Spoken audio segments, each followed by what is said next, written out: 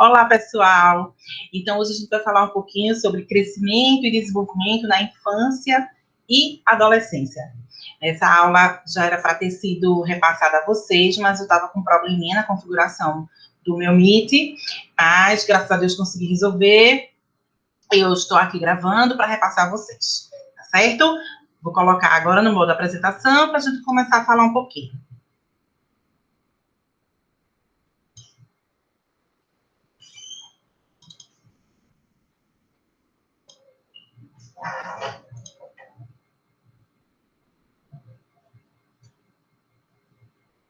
Bom, minha gente, então, crescimento é algo muito mais abrangente do que apenas pesar, medir, calcular índice de massa corporal, né? Crescimento e desenvolvimento na infância e adolescência vai envolver todo o processo que vai influenciar o resto da vida daquele ser humano, né? Então, a gente precisa ver detalhadamente quais os fatores que influenciam nesse crescimento, quer diretamente, quer indiretamente, e como a gente pode intervir nesse processo para que o nosso paciente, a nossa criança, o nosso adolescente, cresça e se desenvolva de forma adequada e benéfica.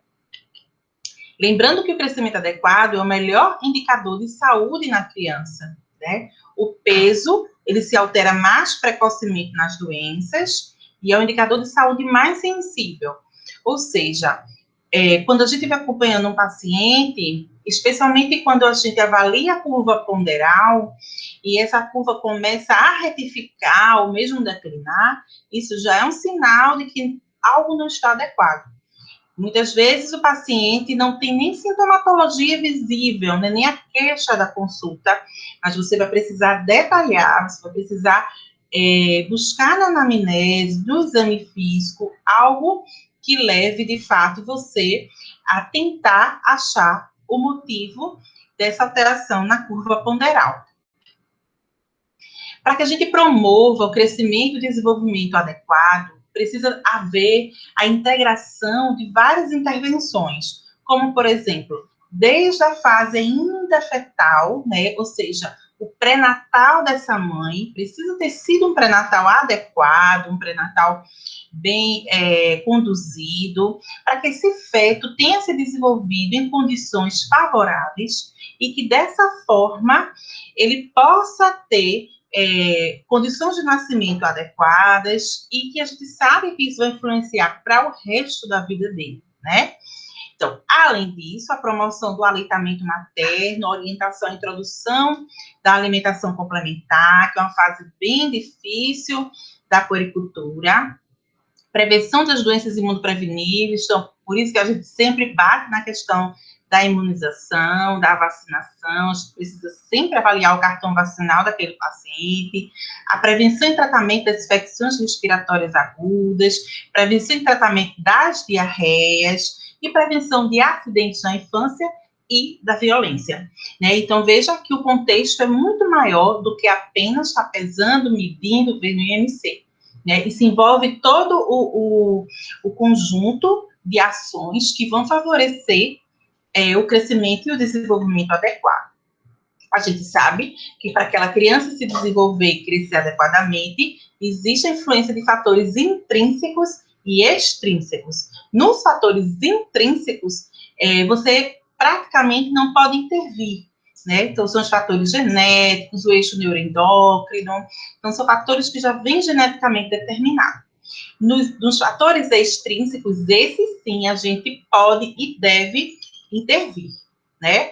Então, aqui a gente está englobando tudo, os fatores intrínsecos e os fatores extrínsecos, então, a genética, o gênero, doenças que ele passou na vida fetal, ou passou na primeira infância, quando é adolescência, etnia, né? Os fatores extrínsecos, a dieta dessa criança, a cultura, o meio onde ele está inserido, o peso do nascimento, que na verdade vai estar entre a linha de fatores intrínsecos e extrínsecos, mas a gente sabe que é um determinante, especialmente as crianças com baixo peso, a gente vai precisar ter um olhar especial para essas crianças, né? E, paralelo a isso, a gente tem um eixo neuroendócrino regendo todos esses fatores.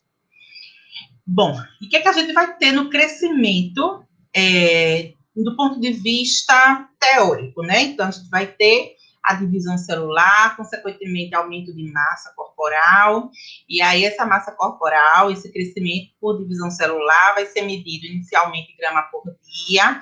Então, nos primeiros meses de vida, a gente avalia grama por dia, grama por mês, quilo por ano, centímetro por mês, depois centímetro por ano, né? O aumento de unidade de massa é determinada unidade de tempo. Então, a rigor, de forma teórica, a gente avalia o crescimento de peso e tamanho dessa forma, né? O que é que a gente espera desde o nascimento? Então, a gente sabe que o bebê nasce mais inchadinho, com um pouco de retenção de líquido, e que dos primeiros dias de vida, especialmente os primeiros 15 dias de vida, ele perde 10% do seu peso do nascimento, né? Após os 10 dias, após esses 15 dias, ele começa a recuperar o peso do nascimento. Então, quando vocês forem para a puericultura, ambulatório, vocês vão ver, nas unidades de saúde da família, vocês vão ver que é comum a mãe até chegar se queixando que ele perdeu peso, né? Que na hora, na verdade, nem nenhuma queixa. Quando você vai pesar, e aí ele, por exemplo, nasceu com 2.860 e está pesando 2.700, e a mãe fica logo angustiada que perdeu peso, será que o leite dela não está sendo ideal?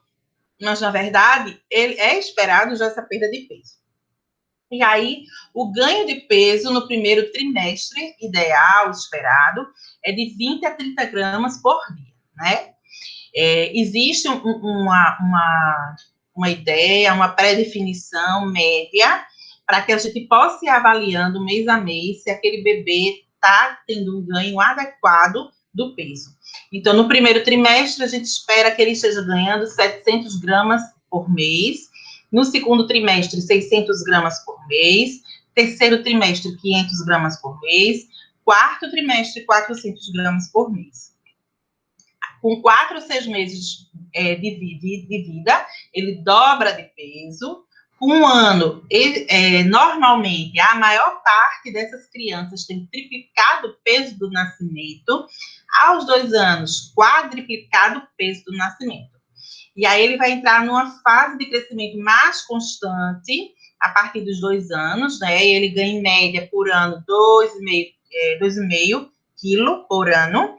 Nessa fase pré-escolar, que é de 2 anos a 5 anos e 11 meses, ele vai ganhando 2 quilos por ano, né? Na fase escolar, ele começa a ganhar 3 quilos por ano, e aí, quando entra na adolescência, ele vai ter um novo estirão do crescimento.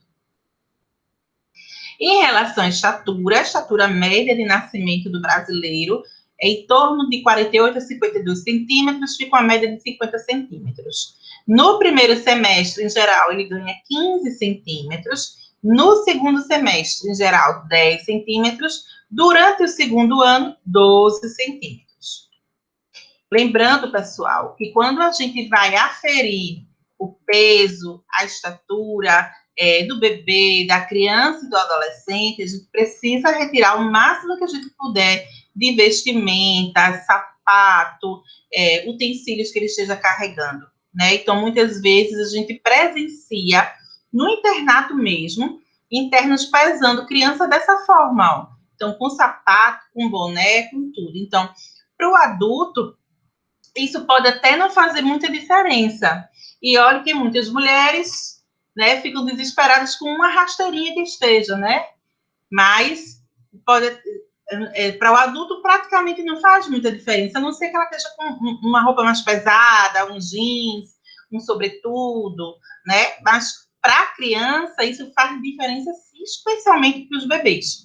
Então, lembrar de retirar o máximo de vestimentas, deixar só realmente com uma roupinha mais íntima para poder pesar e medir, certo? Aos 4 anos, em geral, as crianças brasileiras atingem 1 metro, ou seja, 100 centímetros.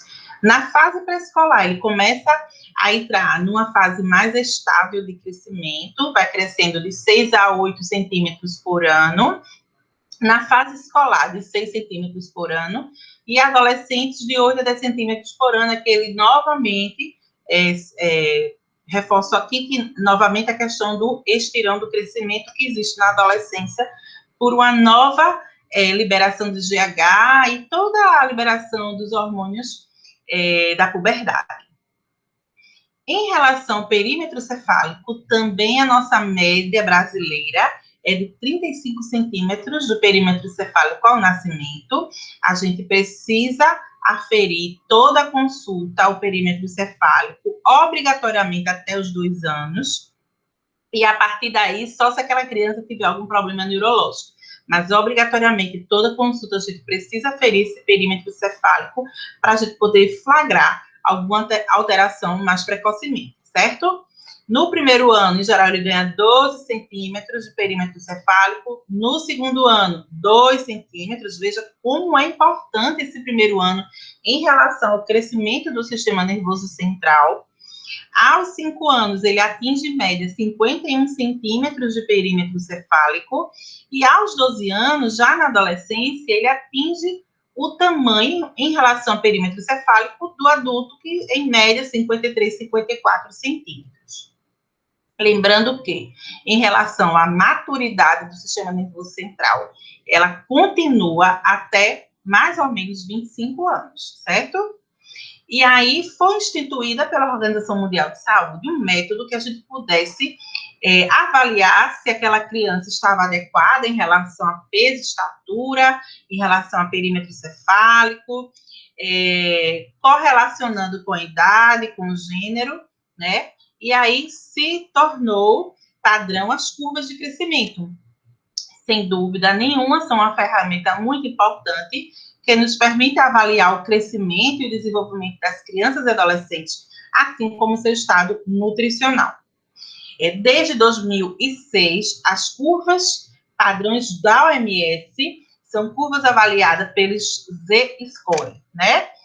Peso por idade, peso por comprimento até os 2 anos, peso por estatura entre 2 a 5 anos, comprimento e estatura por idade, índice de massa corporal por idade para cada gênero. Né? Então, aqui exemplificando, ó, peso por idade meninos, do nascimento até os 5 anos, então vai do Z-score -3 até o +3, considerando faixa de normalidade, tudo que tiver entre -2 e +2, certo? Acima de +2 ou abaixo de -2 já está fora do padrão considerado normal. Lembrar que, para índice de massa corporal, isso não se configura e a gente vai ver mais adiante. Aqui, peso para estatura meninos, dos 2 aos 5 anos, comprimento e estatura, índice de massa corporal, por idade, peso, aí agora vem as meninas também, ó, do -3 a +3, de -2 a +2 considerado o normal, certo? Aqui só dando um exemplo, criança do sexo feminino com 8 meses de vida e 6 quilos de peso, 60 centímetros de comprimento. Vamos lá plotar no gráfico. Então, 6 quilos, 8 meses, ó, ela vai estar no limite inferior, ela está na linha Z-score -2, ó, ela está bem aqui, tá vendo? Então, a gente tem que ficar atenta, a gente não tem nenhum dado anterior. Não sei se tinha e não foi plotado no gráfico, ou de fato essa criança não fazia acompanhamento. A gente tem que ficar atenta, porque essa criança está no limite inferior da curva da normalidade em relação ao peso, idade e gênero, certo? Quando nós vamos para o comprimento, ela está abaixo do Z-score -3, né? Então, ela já é considerada baixa estatura, certo? Comprimento para a idade, o esperado, para ser considerado normal, esperado para a maioria das crianças brasileiras, varia entre -2 a +2, ela está abaixo do -3, né? Então, essa criança, ela precisa, de fato, ser investigada, né? Então, a gente não sabe os parâmetros anteriores dela, a gente não sabe se ela sempre foi pequena. Eu não estou vendo dados do nascimento, não sei se ela sempre foi pequenininha, mas o que a gente pode dizer é que ela é baixa estatura e que ela está na linha, no limite inferior da linha em relação a peso. A gente obrigatoriamente vai ter que investigar se essa criança ela está nas variantes da normalidade, ou seja, uma baixa estatura familiar, um retardo constitucional do crescimento, ou se de fato ela tem alguma patologia que está fazendo com que ela esteja evoluindo com baixa estatura. Aqui, estatura por idade, de 5 a 19 anos. E o índice de massa corporal, só relembrando, né, minha gente, como é que se calcula? Peso dividido pela estatura ao quadrado, certo? Aí você, depois que calcula, você vai plotar no gráfico diferente dos outros gráficos, o gráfico de índice de massa corporal. A gente vai considerar normal o que estiver entre o score Z-2 e o score Z mais 1, certo? Acima do score Z mais 1 já é sobrepeso, acima do score Z mais 2, obesidade, acima do score Z mais 3, obesidade grave, abaixo do score Z menos 2, magreza, e abaixo do score Z menos 3, magreza acentuada. E na adolescência, né? A gente fala muito do crescimento na infância, lactente, pré-escolar, escolar, mas muitas vezes a adolescência vai sendo deixada de lado. Na verdade, a adolescência é um momento em que tem um boom também nesse crescimento, nesse desenvolvimento. A gente sabe que toda aquela liberação hormonal da puberdade, toda a produção dos hormônios gonadais vão influenciar para um novo estirão do crescimento. A adolescência é uma fase que tem inúmeras mudanças, mudanças corporais, mudanças psicossociais, e isso tudo vai influenciar nesse segundo estirão do crescimento, nesse processo de puberdade, e influenciando de forma positiva, se tudo estiver adequado, se tudo estiver sendo bem conduzido, e negativa, se realmente esse adolescente estiver passando por algum fator extrínseco que esteja influenciando negativamente. O adolescente tem diversas preocupações, entre elas, o seu peso que começa a alterar, sua altura, ele fica um pouco desengonçado, porque a gente sabe que os membros inferiores crescem mais do que os membros superiores, né? E aí ele se sente meio estranho. As meninas questionam muito a questão das mamas, uma queixa muito comum em relação às adolescentes é que tem uma mama maior que a outra, surge a primeira menstruação. Nós sabemos que os primeiros 2 anos após a primeira menstruação é um período ainda de amadurecimento do eixo hipotálamo, hipófise e gônadas, e que nesse período a menstruação vai ficar irregular, então vai ter mês que ela vai menstruar, vai ter mês que ela não vai menstruar, vai ter mês que a menstruação vão vir 3 dias, vai ter mês que a menstruação vai vir 5, 7 dias, algumas vezes pouquinho, outras uma maior quantidade. E aí isso leva muita angústia, porque muitas vezes ela, nem a família, foi preparada, foi orientada de que essas irregularidades do início são consideradas normais da adaptação do eixo hipotálamo, hipófise e gônadas.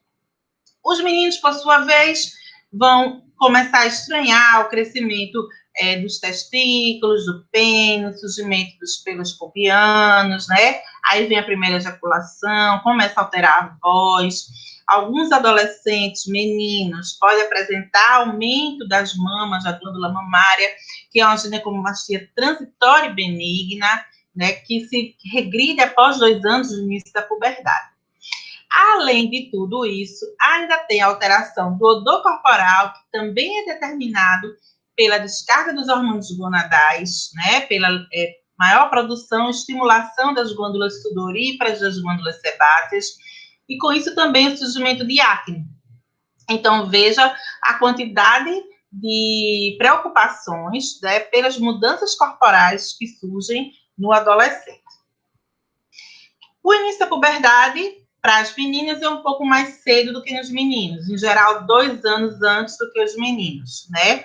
A média da puberdade é de 8 a 16 anos. Entre 8 a 16 anos, com a média de 11 a 14 anos. Nos meninos, a puberdade surge em torno de 9 a 17 anos, com a média de 12 a 14 anos, certo?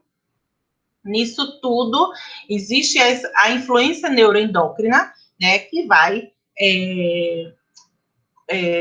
como é que a gente pode dizer, que vai conduzir de forma, como maestro, região orquestra, a influência neuroendócrina vai conduzir todo esse processo de crescimento e de amadurecimento na adolescência, né? E aí essa influência neuroendócrina vai determinar vários eventos, né? Entre eles a adrenarca, ativação dos neurônios hipotalâmicos secretores de LH-RH, a gonadarca, que é o início do processo de liberação dos hormônios gonadais, testosterona pelos testículos, estrógeno pelos ovários, né, como a gente vai ver. Aí, vamos lá.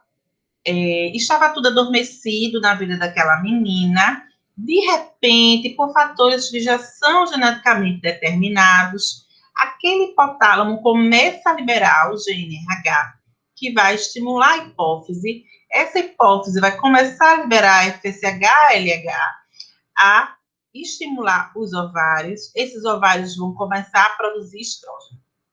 Mas em que momento vai ocorrer isso? Né? Não se sabe em que momento vai ocorrer isso exatamente.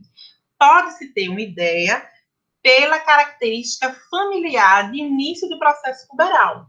Então, como isso é regido geneticamente, em geral, a puberdade vai começar na menina, mais ou menos da mesma idade que começou na mãe, que começou na tia, que começou na prima, né? Não necessariamente igual, porque a gente sabe que existem outros fatores extrínsecos que vão influenciar esse processo.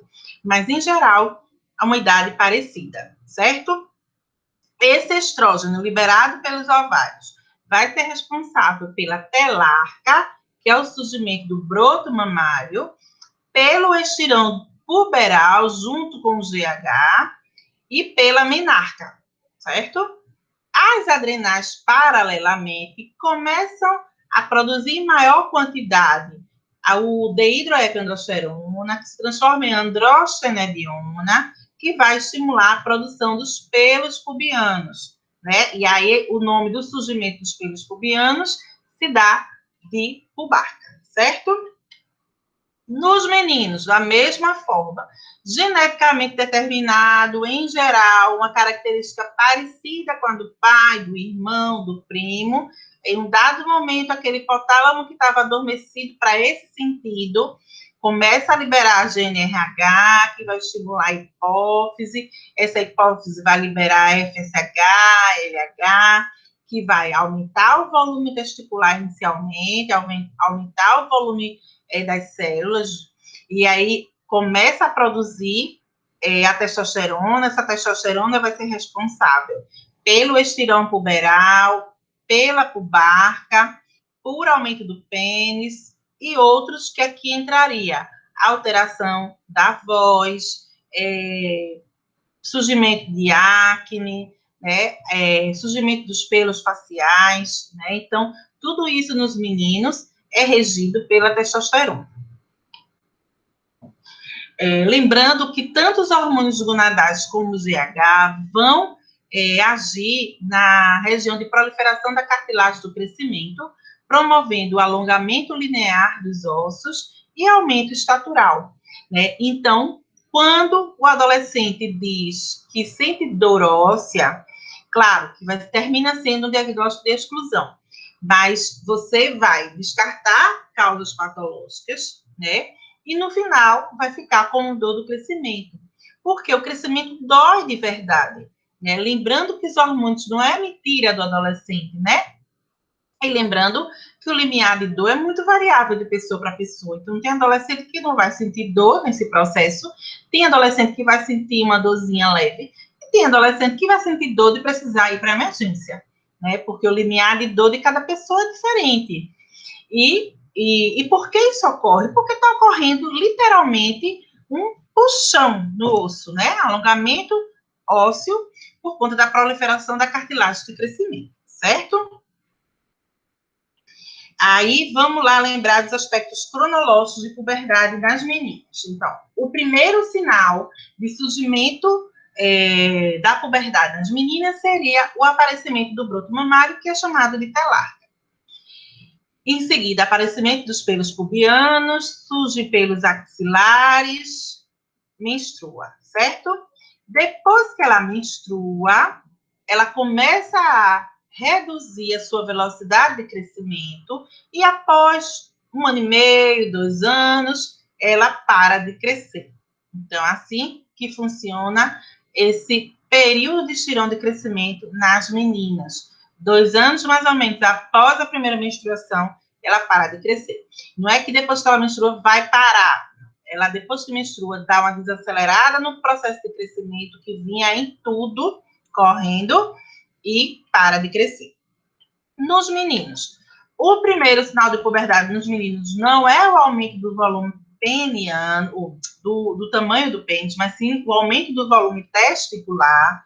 Depois é que aumenta o volume do pênis, aliás, aumenta o tamanho do pênis em comprimento, surgem os pelos pubianos, a aceleração do ritmo de crescimento, o estirão do crescimento, surgimento dos pelos axilares, mudança da voz, do timbre da voz, surgimento de pelos faciais, certo?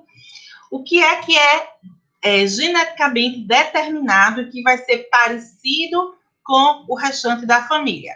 O tamanho das mamas, quadris, órgãos genitais, o período da primeira menstruação, a idade da primeira menstruação, a quantidade de distribuição de pelos, né? Então, a família que tem uma quantidade maior de pelos pubianos, de pelos faciais, distribuição do tecido adiposo, ser mais central, ser mais em quadril, né? A massa muscular, o peso e a altura final. Lembrando que tudo isso é geneticamente determinado, porém, existem fatores extrínsecos que podem influenciar e terminar sendo bem diferente do restante da família. Por exemplo, uma criança que, apesar disso tudo estar determinado para, na adolescência, ser igual aos pais, é uma criança que foi exposta a uma privação afetiva na infância.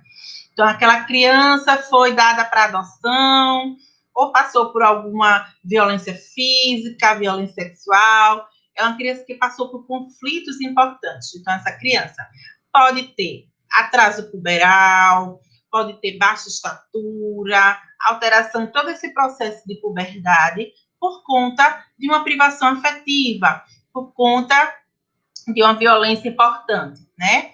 Então, ou criança que foi programada geneticamente para ter uma distribuição X do tecido adiposo, mas foi uma criança que teve um transtorno alimentar, e aí essa criança evoluiu com anorexia, né, anorexia ou bulimia, ou uma criança que evoluiu com obesidade infantil.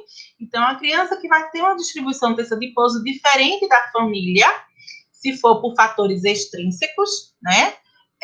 E mesmo que ela tenha uma genética já determinando ser parecida com o pai ou com a mãe, mas ela foi exposta a um fator extrínseco diferente do que a família foi exposto, e esse fator não foi regulado, não foi retirado, ela pode apresentar esses padrões diferentes do restante da família.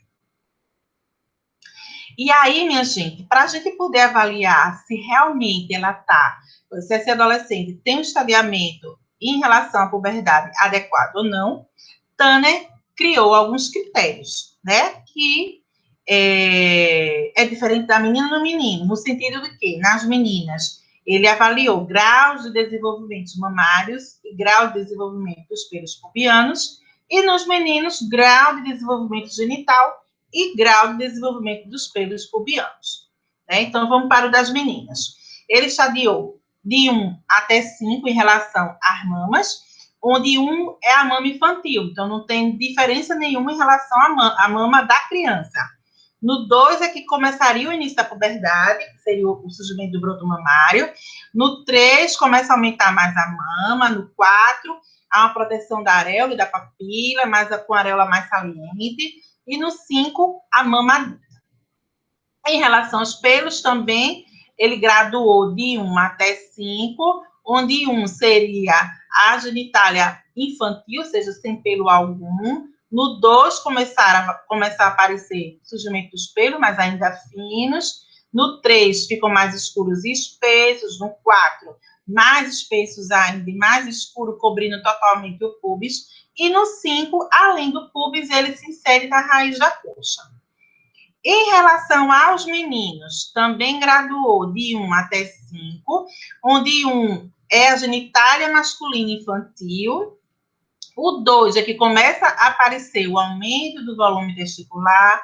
No 3, continua aumentando o volume testicular, mas também vai crescendo o corpo do pênis em comprimento, depois começa a crescer corpo do pênis em diâmetro, e no 5 seria a genitália já adulto, né, de forma adulta.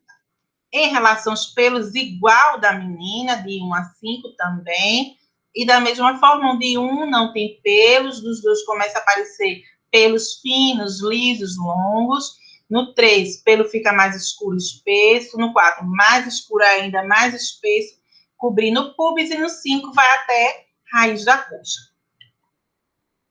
Para avaliar esse volume testicular, existe um instrumento chamado orquidômetro de Prader, né, para você poder comparar o volume testicular e, de fato, ver se está adequado para a idade daquele menino, certo?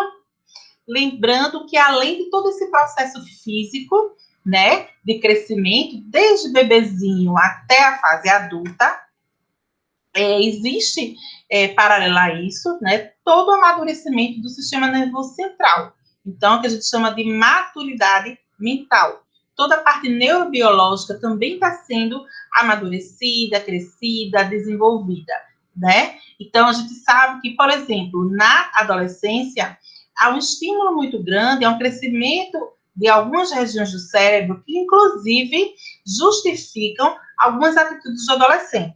Por exemplo, o lobo frontal do adolescente é muito estimulado pelos hormônios gonadais, né? Então, a gente sabe que, por conta dessa estimulação intensa, o adolescente tende a ser mais impulsivo, né? E toda a estrutura do hipocampo, algumas regiões mais específicas da emoção também são muito estimuladas pelos hormônios gonadais, e que isso justifica também a instabilidade de humor do adolescente, né? Então, o cérebro do adolescente ele está em desenvolvimento, há mudanças importantes nas estruturas cerebrais envolvidas nas emoções, no julgamento, na organização do comportamento e autocontrole, que ocorre entre a puberdade e o início da vida adulta, né? E isso justifica as ações e reações dos adolescentes, certo? Lembrando, minha gente, que o processo de desenvolvimento é um todo, né? Não é só a parte do sistema nervoso central. Mas, em relação aos menorzinhos, em relação à avaliação do sistema nervoso central, vocês vão ver no dia a dia de vocês que existe umas graduações em relação a cada faixa etária que mostra o que cada faixa etária precisaria já ter adquirido para ser considerado como um desenvolvimento adequado do sistema nervoso central, certo? E aí você vai avaliar cada nova consulta, né? E ver se ele está conseguindo os marcos, realizar os marcos de desenvolvimento, ganhar os marcos de desenvolvimento, ou se já está fugindo, né? Então, se estiver fugindo, você já precisa, de fato, ficar alerta, e muitas vezes, se isso persistir, às vezes é só por uma falta de estímulo, ou seja, a criança chegou aos 6 meses e ainda não senta sem apoio, 6, 7 meses e ainda não senta, né, nem com apoio nem sem apoio, muitas vezes é apenas falta de estímulo. Então, a cada consulta, a gente precisa avaliar esses marcos de desenvolvimento, observar de fato se é só falta de estímulo, ou se for algo patológico, a gente já precisa intervir, encaminhando para terapia ocupacional, fisioterapia, se for necessário, pedindo avaliação da neuropediatria. Tá certo, pessoal? Então, era isso que eu queria falar para vocês hoje, né? Vou repassar também para vocês os gráficos, um material, assim, alguns artigos sobre crescimento e desenvolvimento na infância, que vai ajudar também a vocês se embasarem mais nesse assunto, que é extremamente complexo e importante na pediatria. Tá certo? Um beijo para cada um de vocês.